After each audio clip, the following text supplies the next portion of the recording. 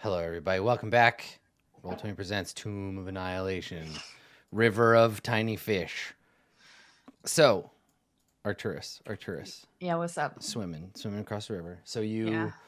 you are on your way to Camp Vengeance. You are swimming across the river, and you surface, I don't. and well, you have to get close to the surface anyway. Um, and yeah, you can see the camp. It is, I don't know, it's pretty big.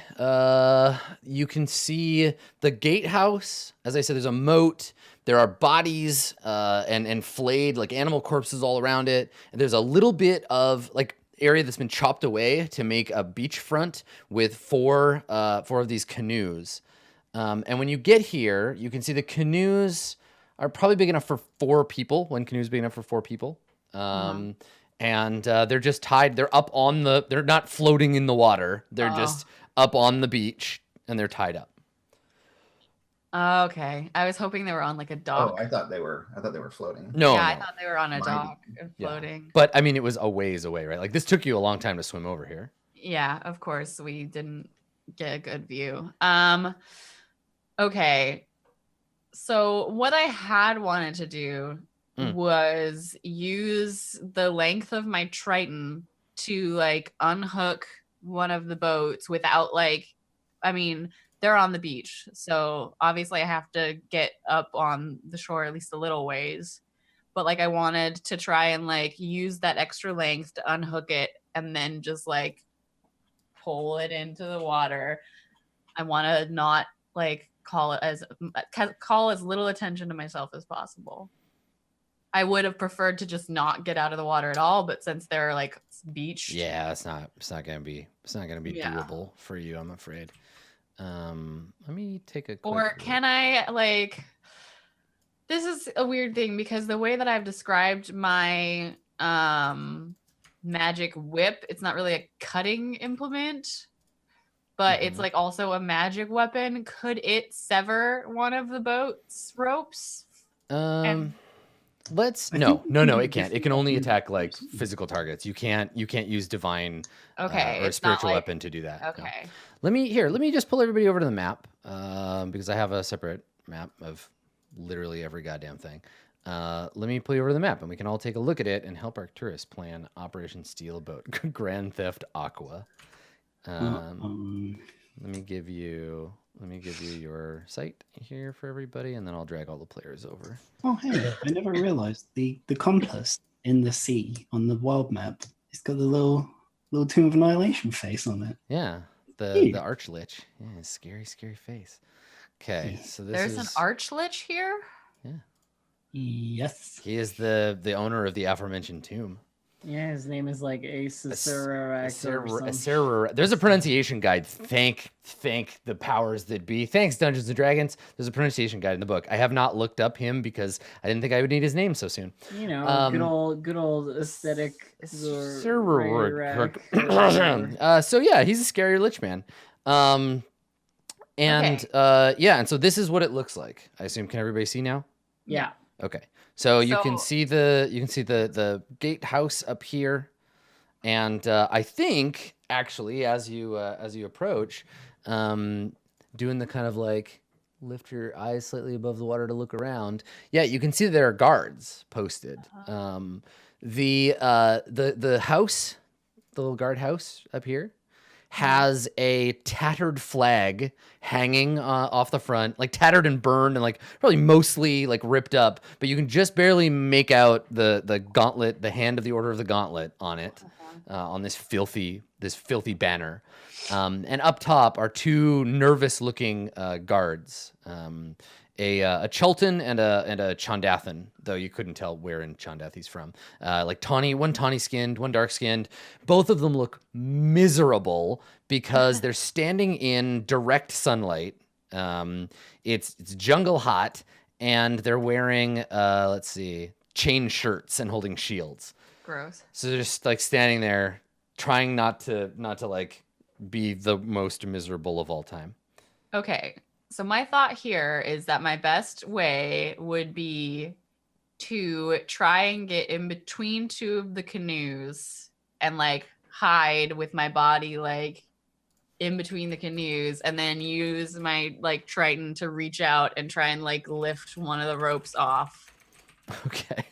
All right. So your Triton is only, you have a reach of 5 feet, right? Like you can't, it's not a 10-foot reach weapon, right? Let me see. It's within 5 feet. Yeah. So at most, if you're holding the very end, you could like reach, but they're tied by knots to this pillar, this little wooden stake, right? I was just gonna try and like roll the top one off of the thing. Well, they're tied through a hook, and they're tied to them to the post all around and in a big knot together.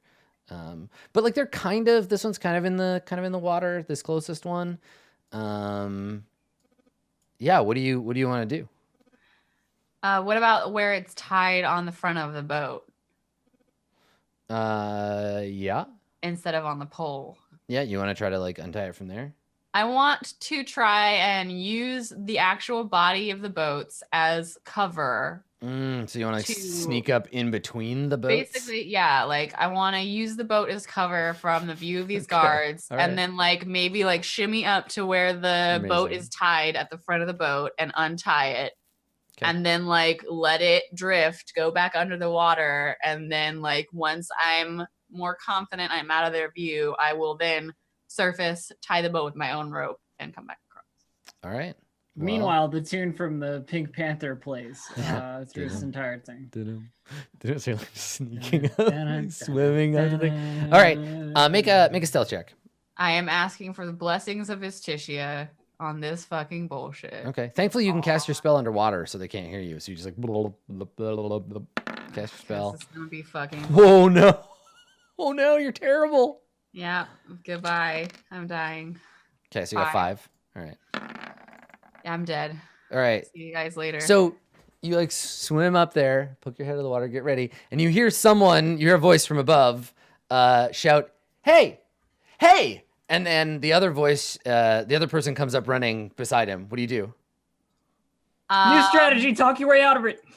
I think my new strategy is that I yell as loud as I can in the primordial language to try and scare them. And then I just like run back into the water. So you and, just like, shout swim in, away. what do you shout in primordial? I think I shout something like, "Your house is really messy." And All right. they don't understand. Okay. I immediately like not courageously at all give up on the boat.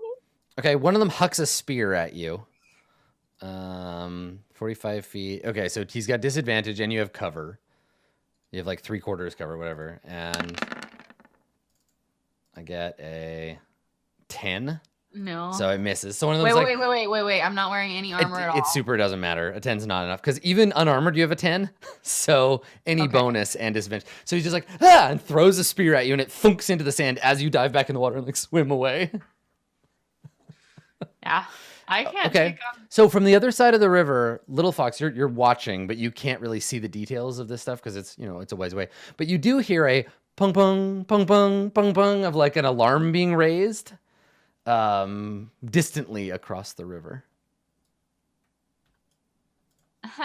And Arcturus, you swim away. Still no boat, damn it. I like the amount of time it would take for me to like I don't know what kind of check I would have to make to try and untie a boat while spears are being thrown at me. Yeah, I mean, it would be turns and they'd be attacking you. Yeah, I don't want to deal with that bullshit. Let me. Well, because you don't have a knife. If you just had a knife, you just walk over there and. I don't have a knife. Actually, rope is pretty hard to cut through anyway. So. Yeah. Okay, let's. Okay, all right, yeah. Nothing bad happens at the camp. You don't get like attacked by a Tyrannosaurus or whatever. And Arcturus gets back. And then what? Without a boat. Mm-hmm. And I like climb out of the water looking slightly soggier than usual. And I say, I had to get out of the water and everything went badly after that. There's only 2 guards, but I don't have a knife. We probably didn't think that through. I didn't get a boat. Yeah, and she just like shakes her head. Now they know. They make alarms. I should have cast fog cloud. Fog could have rolled in. You could have jacked all 4 of their boats. I didn't think about it. It's okay. That's my bad. So the 2 of them return to the camp looking a little dejected. Malik and Ishi, what are you doing when they arrive? I'm hastily closing the flap on Arcturus's backpack and pushing it away. Yeah, I'm finally going to I'm going to be regaling Ishi with the end of what I remember about this camp, because I keep meaning to make that stupid history check and I just never do. Yeah, make a history check. You wouldn't know it by name, just a camp downriver from Camp Righteous. Or upriver. But yeah, go ahead and make that roll. I feel like we've talked about it before. There's no way that would have happened. Okay. Yeah, you know about camps generally. Okay. This camp, you don't, and this camp, maybe you heard rumor that there were survivors from Camp Righteous, or that they were pushing upriver to make more camps, but this camp has not been around that long.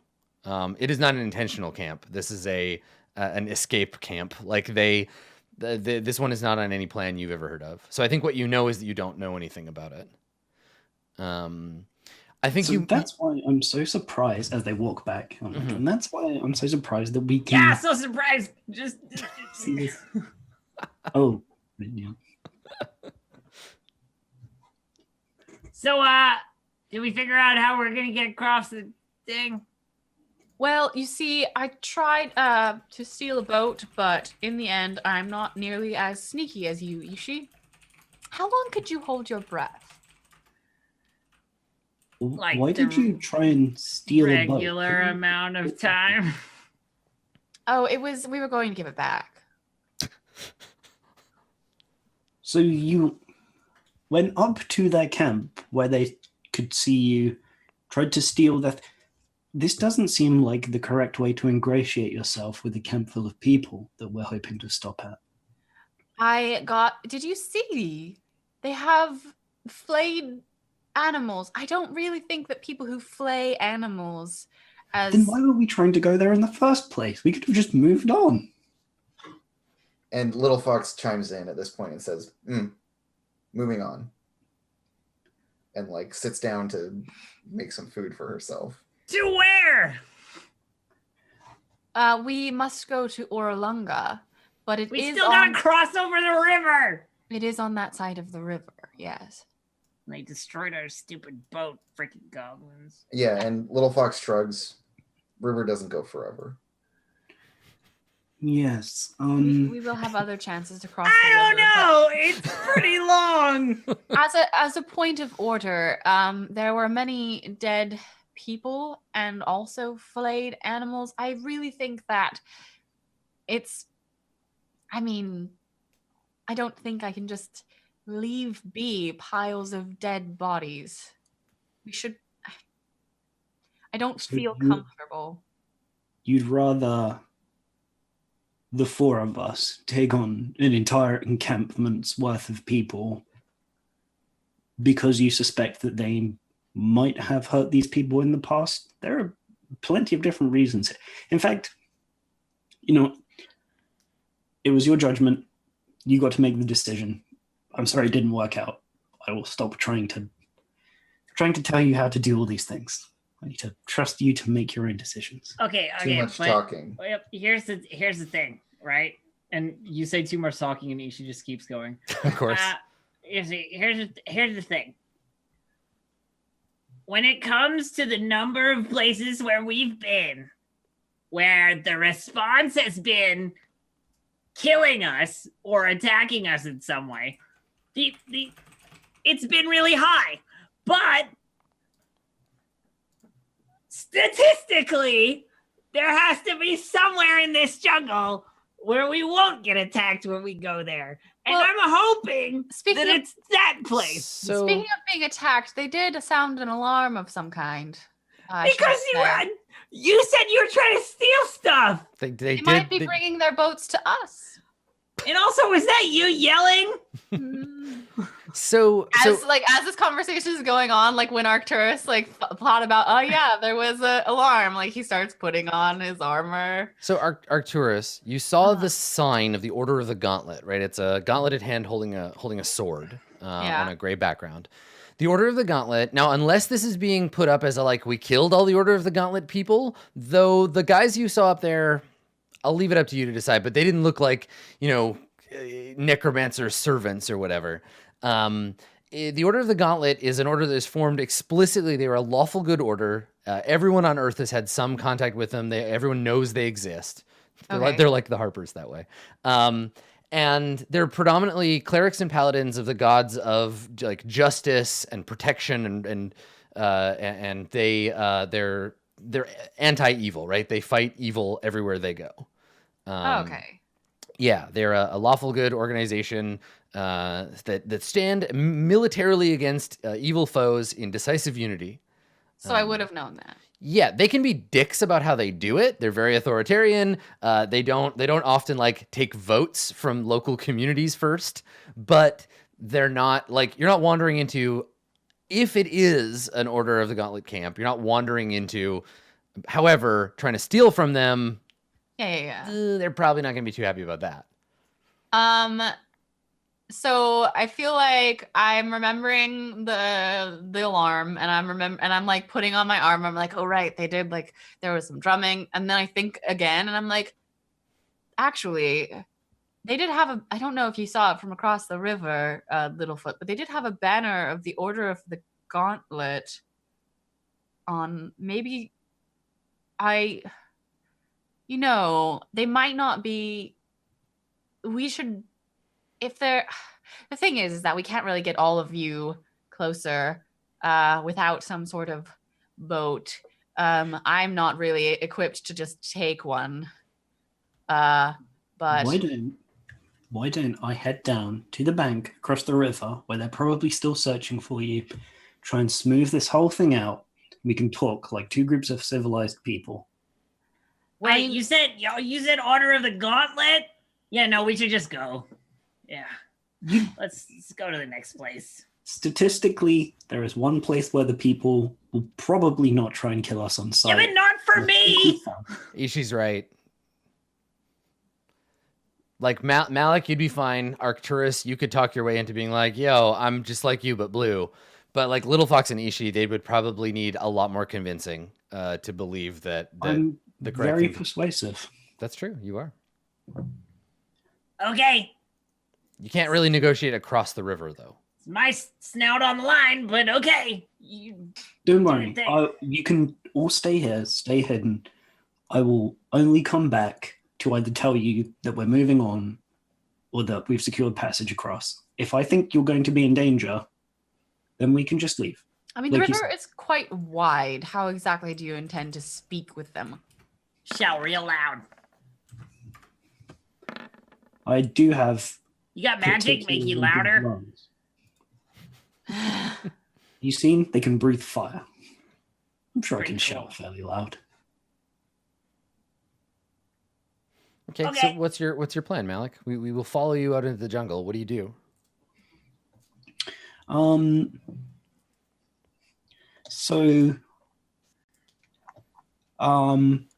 I press to digitate a small object in my hand, which is a little white flag, and I wave it as I come across. I'm so waving. They're not coming across is the thing. No, I just want to wave it. Yeah, to try to get their attention. Okay. Yeah. All right. Well, at first it's hard to know if anything is happening. You're just like, my magical white flag. Hello, we give up. We quit. And then after not knowing what's going on, nothing. You continue. Nothing happens. But then you see a group of them get into a boat. You see 4 of them get into one of the boats and start paddling their way towards you. Okay, I steel myself. I make sure and look back in case. Now The you're other hiding badly. I was to say, yeah, here's the thing. Are you far enough away from your friends that I'm not going to ask them for a stealth roll at all? Or have you asked them to come along, in which case if they fail that stealth roll, these guys are going to realize or think it's going to think it's an ambush if they spot them. I'll leave them far away. If we're just not coming along. Yeah, they're That's just okay not. by That's me. what I assumed. Because Little Fox knows herself well enough to know that if Hold things up. escalate, she'll go into a rage and kill everyone. Hold up. If Malik goes by himself and then I try and follow him, Little Fox, do you stop me? To hell yes. Okay. So there was And this moment where Ishi runs off after you and then gets picked up by the just, scruff a of her big neck. hand just scoops you up. Yeah, I think that like I'm putting on my armor and Malik's like, I'm gonna go and talk to them. And I think about, yes, of course, go talk to other. And then I'm like, I just tried to take one of their boats and they I'm gonna sit back down. I'm gonna be right here. Yeah, and Little Okay. Fox just says, just like has you in her big burly arm and just says no. And then sits you down across the like little camp from her and just like Okay, fine. Crosses her arms and I was looks just at gonna watch Okay. from the bushes. So Malik, as the boat gets closer, you can see that it's three men and women, group of them in chainmail armor. Two are rowing. One is holding a spear and like looking out. And then at the front of the boat, with his back to you, there's a broad, squat man in heavy armor and chainmail with a tabard, a filthy tabard with the order symbol on it. His bald, sunburned head glistens whitely in the jungle sun, and you can see he's got these enormous red, like bright red sideburns. And as he gets closer, you can hear him, and he's shouting at the people in the boat. He's like, Keep it steady. No, steady, you fools. And the boat is kind of tipping. He's like, oh, why? Just come on. And he like hits one of them and they're like, oh, sorry, sir. And like paddles the boat. And he turns around and he sees big sideburns on him and he's got kind of a snarl on his face. And he looks out at you and he's like, you there, what are you doing? Was that your flag? It was. It's a little difficult to cross the river myself. My boat was destroyed earlier. Are you members of the Gauntlet? He squints at you and he's like, who's asking? My name is Malik Al-Gharib. I'm an archaeologist. He looks at you, he's like, a what? I search ancient ruins and destroyed civilizations for knowledge about the past. Historian? He shakes his head and he says, I don't think I've ever heard that word before, but he looks you up and down and he says, you're not sick, are you? No. Sick how? And the boat kind of like comes up and there's no shore for them to like detach. So they're kind of, you're having this conversation while the people are trying to keep the boat steady, but he's talking to you and he keeps wandering off this way and he has to turn around and be like, keep me straight. And like pull the boat back around so that he can face you again. And he's trying to be stern, but he keeps drifting off. And he says, Yeah. you know, sick, like you have a disease. Been bitten by anything strange in the jungle, have you? Oh no, I've been making sure to have insect repellent every day, and I'm not one of the triangle. I'm still not sure whether that's an actual sickness or a brainwashing or. And he just shakes his head and he says, are you out here alone? I'm not, but I thought I should come and meet you first. My companions can come across a little. He's A different descriptor for each of them and why it is that they shouldn't be the ones to make this conversation. make a persuade check. Let's see how this goes, whether he wants to take you prisoner or not. Okay, I'm going to use inspiration. Okay. All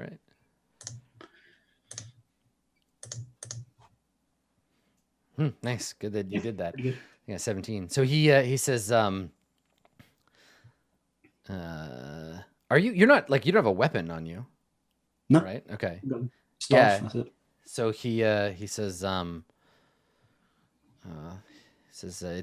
it's not safe out here. Don't you know that?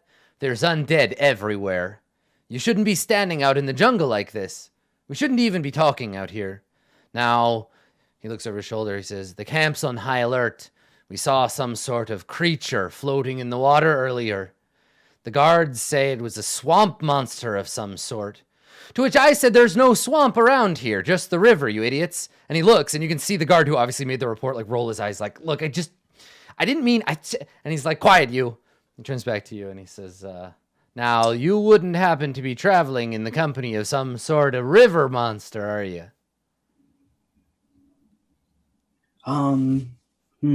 No river monsters that I know of.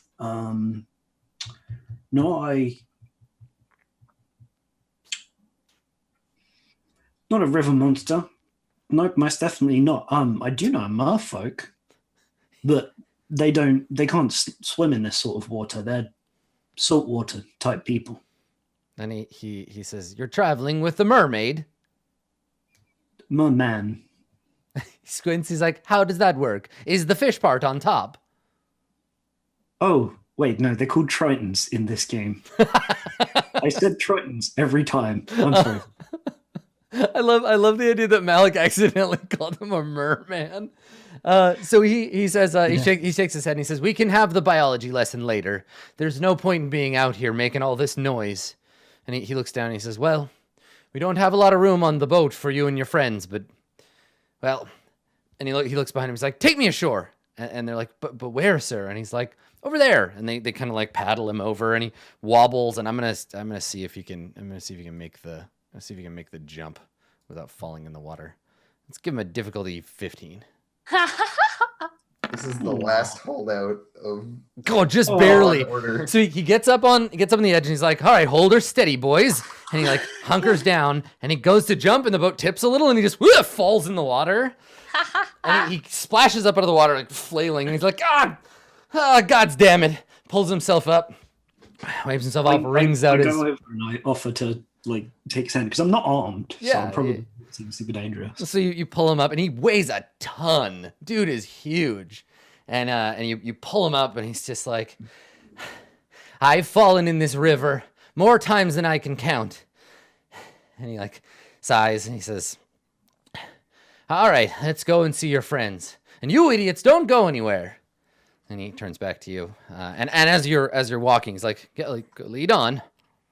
Yep. I'm like, as I'm pulling him up and I'm patting him down, I kind of put a hand on his back, and there's like a slow warmth as I just dry him off. Yeah. And he like shivers a little, and he's like turns and looks at you, and kind of was like, well, he brushed himself off. It's a little off put. He says, I'm Captain Firebeard, which funny, but it's not. He's like pointedly like, don't joke about it.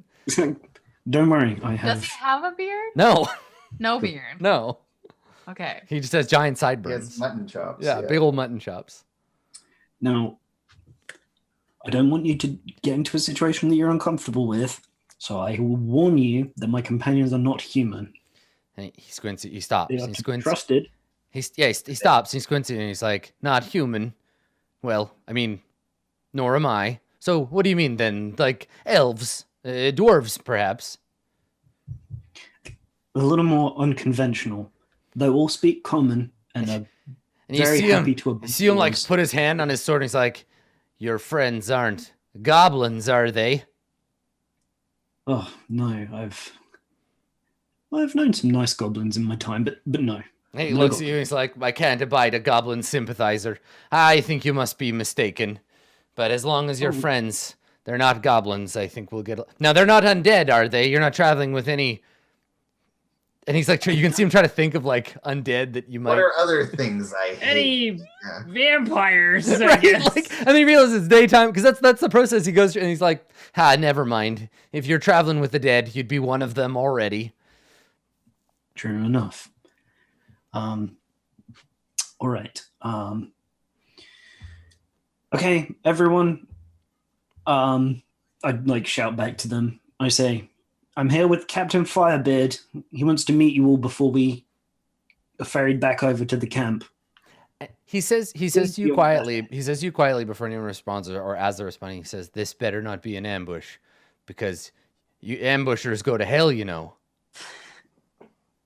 I don't believe I have been able to set an ambush in this jungle yet. It's always been them triggering on me. He nods like, oh, real talk. Yeah. So you found a boat then, and Arcturus is that it's that look of like, oh yes, that's what we were doing, but also it makes me very uncomfortable, and please don't recognize me from before. So he looks at you when you come out, Arcturus, and you can see him, the gears turning, and he looks you up and down, and he looks at you, Malik, and he's like, which part is the fish? The whole part. The part where she goes fishing in this godforsaken river every single day. And he looks at you, and he looks you up and down, and he says, well, you look like some sort of blue elf or something, but not too dangerous. Yes, my species is loosely related to aquatic elves. I mean, not very close, but they can enter.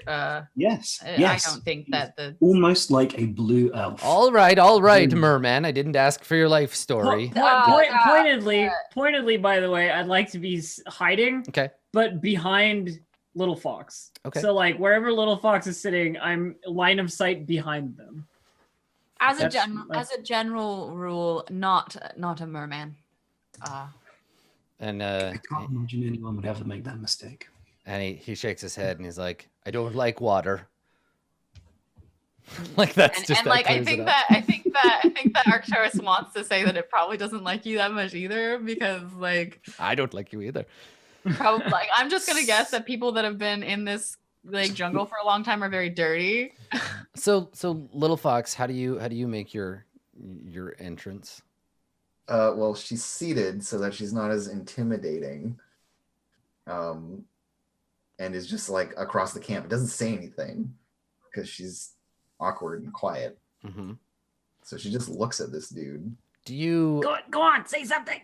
He's just like pushing you. Say hello. Yeah, and she doesn't. She just like looks at him. Yeah. How does he react to make a charisma save? 16. Okay. 16. So he looks around and he sees he gets distracted by Arcturus's rambling, and he turns and he sees Little Fox, and you can see him like catch his breath, like he's like and he just looks at you and his eyes go wide. and he's like, oh my, well, hello there. He kind of like look like his body language totally changes, where he's just like, oh dear. Yeah, and then she stands up. And he just follows you up like, oh dear. Because like, how tall is this dude? He's a dwarf, so he's like 5 foot tall and very yeah, wide. like just pushing 5. Yeah. Yeah, she's as wide as he is, but 3 feet taller. And so yeah, she just kind of like looms over him and doesn't say anything, and then like sticks out an enormous hand. Yeah, and he says quietly to Malik, like they're old friends now or something. Like is like a secret tone. He's like, she's like 2 beautiful women stacked on top of each other. And look at all that fur. And he goes to reach for his hat and realizes he's not wearing one. And then he just like bows to you and he's like, "Milady." And he looks back up and he says, I'm Captain Ord Firebeard of the Order of the Gauntlet. Currently captain of, well, one of the captains. I'm very important at Camp Vengeance. Yeah, and she just makes this like kind of noise, and then like walks like shoulders past him, and goes down towards the river. Yeah, and he follows. He watches you, and well, you walk away, and I'm fucking left in the right. And he turns back, still a little like frazzled, and then he sees Ishi. Unless you like dive to hide. No. And he sees you, and he goes for his sword, like not to pull it out, but he grabs it, and he's like, "Hi, by tears, missing digits, it's a kobold!" And he draws his sword. It's a good kobold. It's okay. I'm with the rest of the one you really like. She's like my best friend. It's fine. You haven't heard of Ishi, the famous kobold duelist? It's true. She's like looking around. I don't know about what. Oh, this day has gotten very confusing. Make a persuade check. Okay. Or I guess charisma save. Do like I'm a first impression. I'm helping with the famous kobold duelist part. Are you though? Can you I help think with I the am. charisma No, it's check? just a save. You can't help. Can I inspiration a check Oh, of like course, that? yeah. Okay, Yeah, you can inspiration then. Inspiration, you're saving throw. Damn it. What an inspired saving So throw. he's got his sword out and he's like, I only know that kobolds are smelly and they live underground and they undermine. And if there's anything a dwarf hates, it's undermining. Regular mining is fine, but and he points. He's like, it's funny you would say that because I heard the same thing, but about dwarves. and he, That they're smelly and they live underground. Ishi, this is on your friend. Perhaps I'm just making conversation. I'm sure you both have lovely stories about each other that have nothing to do with the present company. Neither of you fill these stereotypes, and everybody can make nice and go in a boat to a camp so that we're out of the jungle for one night. Malik, you know smelly's not bad, right? Yes, I trust that he's not bad. I mean, I hang around with little fox all the time. Wow. So Malik, why don't you make a persuasion check here to like calm the situation?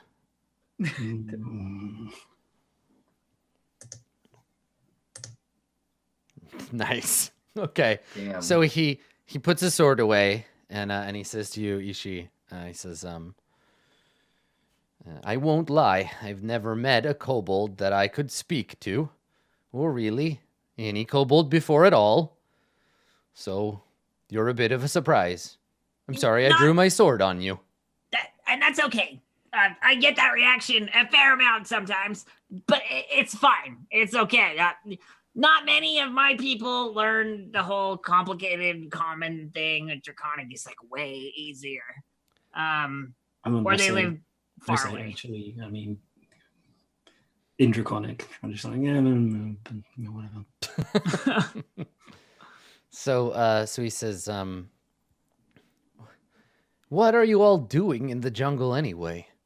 Adventuring. We're finding the cure for the death curse, actually. And he sighs and he says, death curse? What is that? Another sickness? I'll add it to the list. I would like to mention that if any of your men or women have ever been brought back from the dead, you might want to keep a close eye on their health. Have any of your compatriots returned from the dead? And he scowls at you and he says, shakes his head and he says, I don't know what it's like under the ocean, but up here among the order, when you die, you stay dead. Very well. That's probably good for you then. Because anyone who has previously been who has had a resurrection spell cast upon them is finding that it doesn't last quite as long as they thought. And he puts his hands up. He's like, oh, it's magical. Well, I don't know anything about that, and I can't help you. We've got plenty of mundane enough sickness back at the camp. I swear, Sister Sias, she's been busy day and night keeping us from dying. We sent for help at the port, but none came. Things have been a miserable hell since what happened upriver. Downriver, I guess. Don't you have clerics as members of your order? Have they not been able to help stay the sickness from you? Clerics, she says, or he says, as though plural. No, Sister Sias is our only priest. Well, wait. You said something about what happened downriver? We killed all the goblins. Oh, well, all the goblins then? Good. Well, like the ones that were there. I'll let the commander know all the goblins are dead. All right, good. There's always more goblins, Kobold. Always more. And Probably. Undead, and terrible beasts that come in the night and try to batter down the walls. Well, why would you tell the commander they were all gone if there's always more? Do they not have sarcasm where you're from? I'm just new people. I don't know your tone yet. And he sighs and he says, I'm sorry. I'm short with you. I'm a dwarf. What? No. Well, I am a cleric, and while my god may not be Tyr or whatever other gauntleted fellow you all worship, he has been kind to me. Maybe I can help you with this sickness. If you can cure any of the illness that have befallen our men, I'm sure we'd all be willing to make offerings to whatever enormous tuna you worship. Now, it's gonna get late soon. Darkness falls and it gets worse out here. Come back to the boats and we'll take you to the camp. Have you met other Tritons that worshipped enormous tuna? He squints at you. He's like, I don't know. I just thought it's a big fish. I don't worship what I eat, but thank you. I could worship my way to a very large bottle of beer right about now. We can give you mayo. Actually, we could give him We could some. give him beer. It can make Or beer. beer. Do you say that? But yeah, it's funny that you should mention that. Actually, we managed to.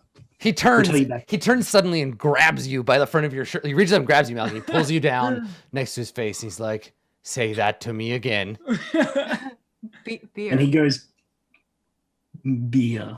And he's like, "Today is the most beautiful day of my entire life. If you give me," and he like looks around. He's like, "Now there's no reason we have to share it with the others. You see, where is it?"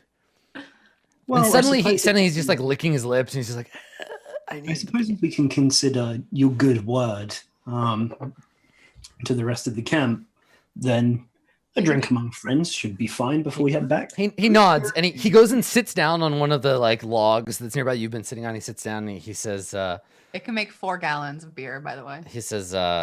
"Cool. So like That's three enough for a dwarf. for him, and you guys can share one." He sits down and he says, he says, "You know, I swear I had thought that I would go to heaven." He sighs. He says, "From some foul sickness. And I'm beginning to think I never woke this morning." And he looks over at Little Fox and he says, "A beautiful creature and a magic urn that makes beer out here in this wilderness. The ancestors will never believe me." Now, and he has his own like drinking horn. He just carries with him and he puts it out and it's huge, right? And he's like maybe you thought it was like a horn for blowing. He's like, "Now fill me up." Yeah, who has the beer thing? Is it I voluntary? don't think I was carrying. I don't think. I that- think you, Little Foxy, you probably do by You probably default. do. Yeah, I you're very- the beautiful pretty much beer do. maiden who comes. All right, well, it weighs Make 12 sure you pounds. So let me just add it to my inventory. Yeah. Alchemy. Yeah, I think it's heavy. So I assumed you had it. I can't carry it. Yeah, it weighs too much for anyone else to carry it. I'm still good. I'm carrying 273 pounds. And it's fine. 210 full more than me. And so yeah, she just like plops down the thing and is like, she like scratches her head and is trying to like, which one's the beer? Mhm. And, like opens one and like sniffs and then like quickly closes it because it's the acid one. And Uh-huh. then rotates the thing and then yeah, like boonk, and then starts pouring out some beer. Okay. This enormous jug. Yeah, you pour it into his thing. And he holds it. And he looks at it, and the froth spills out over his fingers, and like just tears like well up in his eyes. And he can just feel the frosty mug of beer. And he like Oh yeah, it's like it's a little cold. slowly presses it to his lips.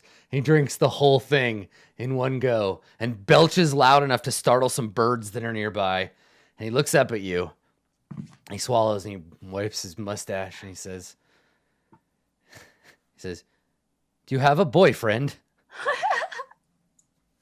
There was a cyclops. once. Yeah, and she just like her eyes narrow. We could take a By break the there. way, Actually, Ishi's- that Ishi's could be a arms- thing. Ishi's arms folded, looking indignantly at this. Yeah. At the, He just Yeah. like works the beer spigot. Yeah, so let's do that. Just the look between the two of you and him just looking up at you, sparkle eyes, and then we'll fade to break. Awesome. All right, stick around. We got one more hour of Roll20 Presents Tomb of Annihilation. Don't go anywhere.